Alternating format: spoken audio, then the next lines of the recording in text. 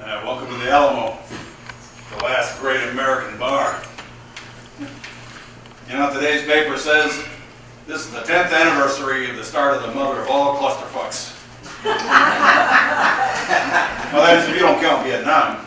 Same shit, different decade. Shock and awe. My ass! Shock and awe is a nuclear bomb. Everything else is just wishful thinking. You know, we should have used one on Ho Chi Minh, shoved it right up his ass back in my day, and done the same to Saddam Hussein and Osama bin Laden. Shit, we'd be doing the Afghans a favor. Have you seen pictures of that country? A dinosaur could show up there and you'd be thinking, what the fuck have you people been doing up there?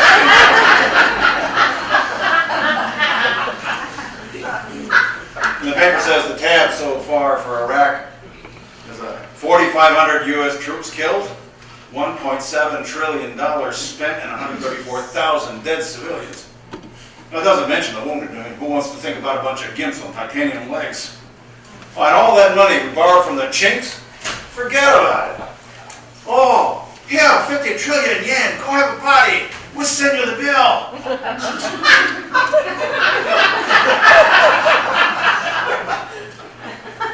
A friend of mine on the force, he said to me once, "Hey, Joey, you got a lot of hate in your heart." I do have a lot of hate in my heart. I even had to see a department shrink about it back in the day. You know, they don't want any cops rolling around with an axe to grind and a firearm strapped to their side. Well, they gave me a clean bill of health. And this stone to carry around in my pocket.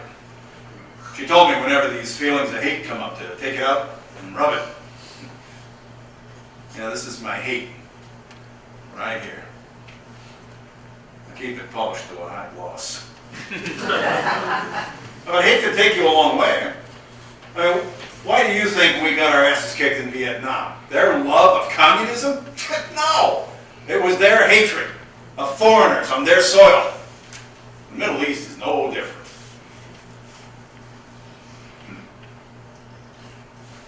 Today is my brother's birthday. Happy birthday, bro. He would have been 63. He was killed in Vietnam. There's a picture of him with his unit back in '69. Months back here, he donates this bottle of JD every year.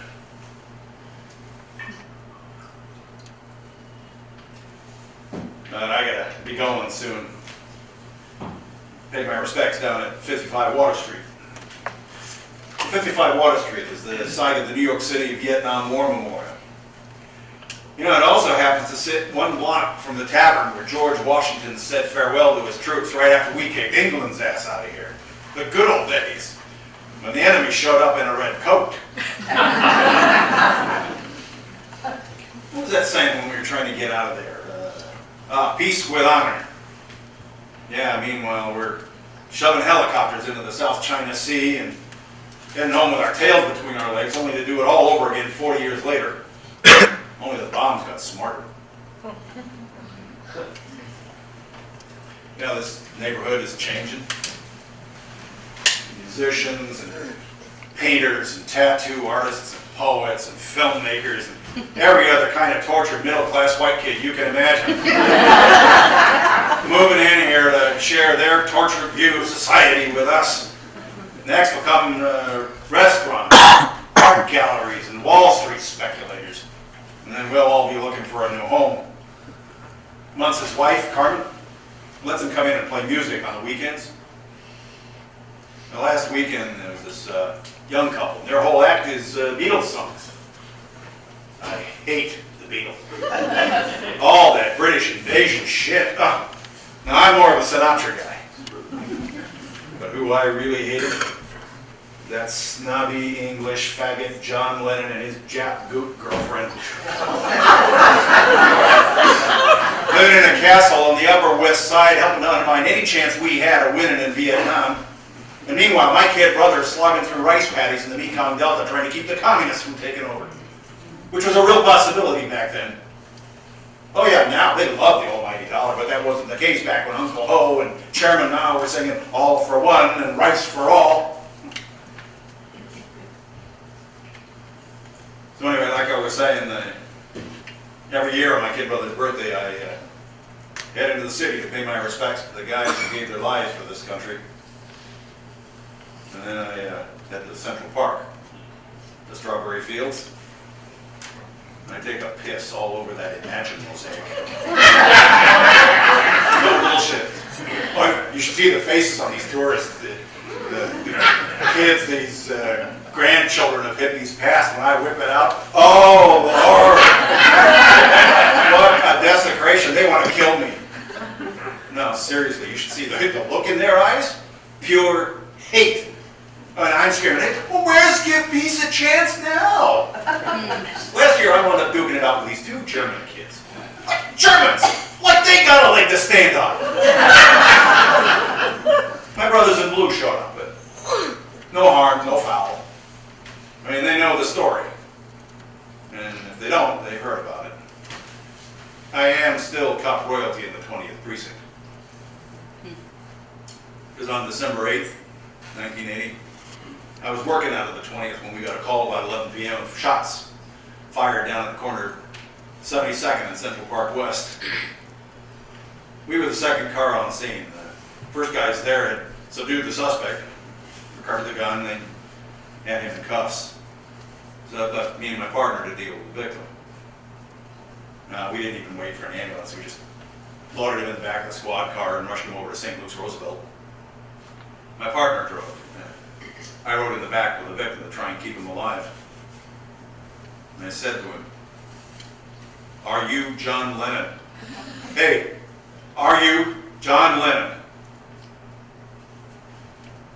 He said yes. He was toast. The suspect had put 4 hollow point bullets in his back, took out all his vital organs. 30 minutes later, we're standing around the body in the ER. And they finally gave up on him. The doctor made the call. Dead silence. And then by some strange coincidence, this Beatles song comes on over the hospital sound system. All My Lovin'. We just stood around and listened to it. You know, it didn't take long for the word to get out. Some guy from ABC News just happened to be in the ER, and he made a call, and before you knew it, Howard Cosell was announcing it on Monday Night Football. No bullshit. Howard Cosell on Monday Night Football. Now, this is way before cell phones and text and Twitter and all that shit. This was crazy. So all of a sudden, you have all these people pouring into the neighborhood around the crime scene. So we had to go back and help with crowd control. And within 2 hours, every bleeding heart liberal and hippie still standing was down there trying to outcry one another. The thing you got to remember is that back then, we were still pigs. We weren't the brave 23 cops that died on 9/11. We were just a bunch of pigs. I wound up standing up against this one kid, and he's screaming at me that, "That's John Lennon and you're nobody!" He shot me in the chest. And then he looked down at his hands, and they were covered in blood. See, back then we wore these dark blue wool jackets, and mine was covered in Lennon's blood. And I didn't even realize it. On the ride back to the hospital, I turned him over and laid on his back. He was bleeding so badly, I was trying to compress his wounds with my weight. I was whispering in his ear, "Don't worry, you're going to make it. Just hang in there. You're going to make it." You know, the following Sunday, 200,000 people show up in Central Park to pray for the guy and cry, "Why? Why?" We lost over 58,000 guys in Vietnam, including my brother, and nobody ever came out for them. Over 1,700 guys from New York City alone died over there, and yet here's this one guy who never missed a meal in his life. I mean, he lived like a king. He traveled the world, he did drugs, he protested the war from his bed. Sat in his bed, eating and drinking and reading and writing and strumming his guitar and fucking his wife while the media fawned all over him. The whole fucking world was going to stop for this guy?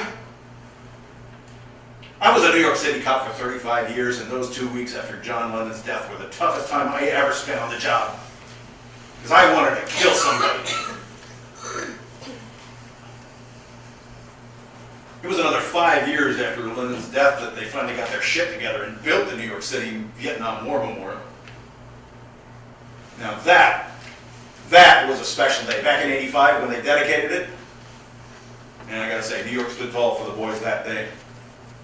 30,000 vets and their families marched across the Brooklyn Bridge and into the city. And 1 million people came out for a ticker tape down the Canyon of Heroes. I marched for my brother to honor him.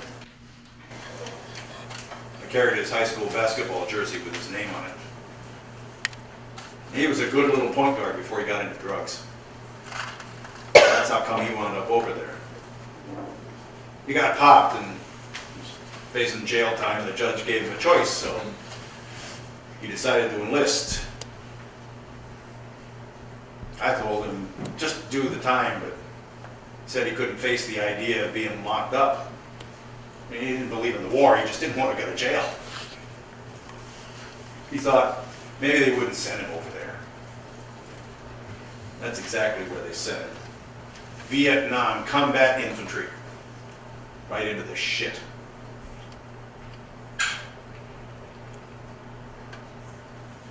You know, no one goes down to 55 Water Street anymore. Not compared to Strawberry Fields. The memorial is this glass brick wall with letters from guys that were there engraved in it. This is a copy of one. I carry it with me. If you are able, save for them a place inside of you, and save one backward glance when you are leaving, for the places they can no longer go.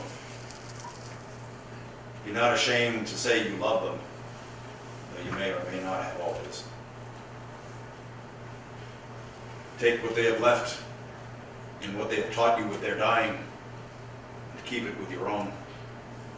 And in that time when men decide and feel safe, call the war insane. Take one moment to embrace those gentle heroes you left behind. Major Michael Davis O'Donnell, Springfield, Illinois. This is my love. This is my hate. But never the two shall meet. Because one might conquer the other. And then what would I do?